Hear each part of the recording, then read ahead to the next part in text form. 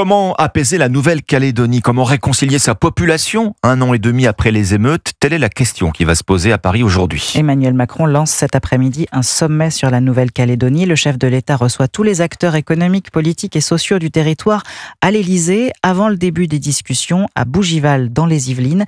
Des négociations sans échéance prédéterminée organisées par le ministère des Outre-mer et dont l'objectif est simple, sortir l'île de l'impasse alors que les conséquences des violences qui ont coûté la vie à 14 personnes et fait 2 milliards d'euros de dégâts l'an dernier se font toujours sentir. Caroline Baudry.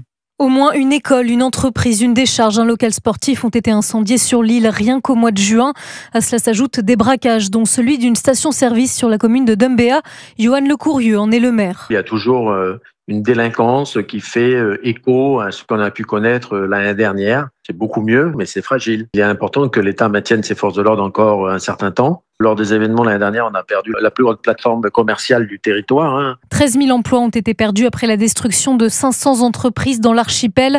Depuis, certaines qui n'ont pas brûlé sont contraintes de fermer, explique Mim Sidélé, présidente du MEDEF en Nouvelle-Calédonie. Le chômage entraîne une baisse de la consommation. La baisse de la consommation entraîne des difficultés accrues pour un certain nombre d'entreprises. On sait qu'il y a une quarantaine d'entreprises qui passent chaque mois au tribunal de commerce. Ça ne se traduit pas systématiquement par une liquidation parce qu'on a une bienveillance. Néanmoins, on sait que la situation est particulièrement tendue. Tous les deux seront au sommet qui s'ouvre aujourd'hui à Paris. Ils réclament une vision claire, politique et institutionnelle auquel sont suspendus les investisseurs et toute une île qui ne demande qu'à se relever. Caroline Baudry.